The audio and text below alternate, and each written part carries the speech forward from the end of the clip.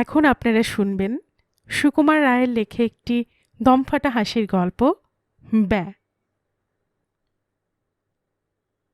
গরিব চাষা, তার নামে মহাজন নালিশ করেছে। বেচারা কবে তার কাছে 25 টাকা নিয়েছিল, সুদে আসলে তাই এখন 500 টাকায় দাঁড়িয়েছে। চাষা অনেক কষ্টে 100 টাকা জোগাড় করেছে, কিন্তু মহাজন বলছে 500 টাকার 1 পয়সা কম নয়, দিতে না পারো জেলে যাও। সুতরাং চাষারা রক্ষে নেই। এমন সময় শ্যামলা মাথায়, চশমা চোখে, তোখর বুদ্ধি উকিল এসে বললে, ওই 100 টাকা আমায় দিলে তোমার বাঁচবার উপায় করতে পারি। চাষা তার হাত ধরল, পায়ে ধরল, বলল, আমায় বাঁচিয়ে দিন। তবে শোনো, আমার ফন্দি বলি, যখন আদালতের কাঠগড়ায় গিয়ে দাঁড়াবে তখন বাপু কথা টথা কইও না। যে যা খুশি বলুক, গাল দিক আর প্রশ্ন করুক, তুমি তার জবাবটি দেবে না, খালি পাঠার মতো ব্যা করবে। তা যদি করতে পারো তাহলে আমি তোমায় খালাস করিয়ে দেব। চাষা বললে, হ্যাঁ, তাতেই আমি রাজি। আদালতে মহাজনের মস্ত উকিল চাষাকে এক ধমক দিয়ে জিজ্ঞাসা করল, তুমি 7 বছর আগে 25 টাকা কর্জ নিয়েছিলে? চাষা তার মুখের দিকে চেয়ে বলল, ব্যা। উকিল বললে, খবরদার, বলো নিয়েছিলে কিনা।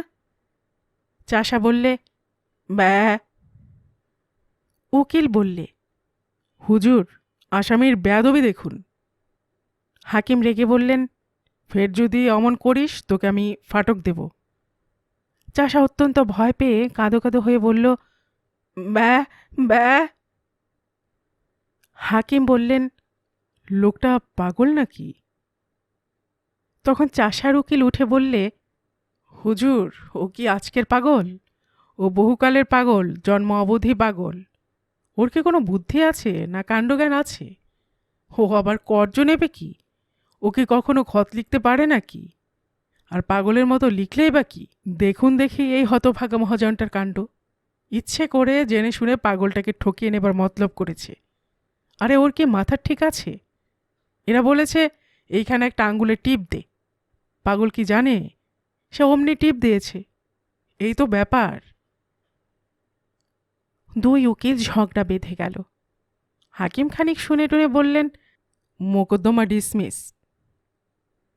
মহাজনের তো চক্ষু স্থির।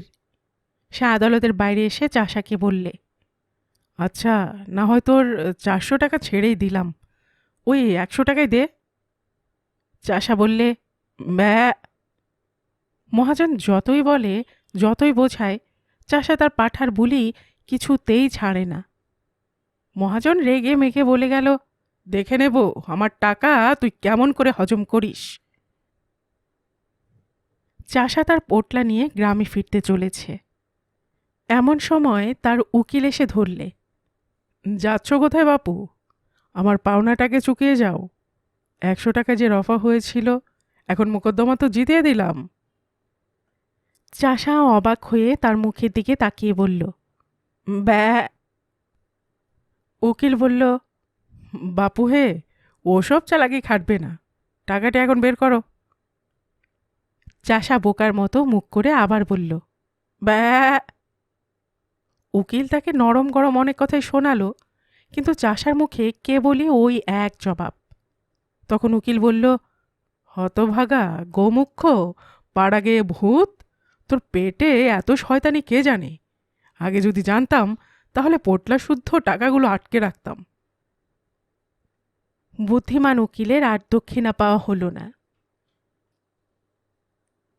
এতক্ষণ আপনারা শুনছিলেন সুকুমার রায়ের লেখা একটি হাসির গল্প, ব্যা।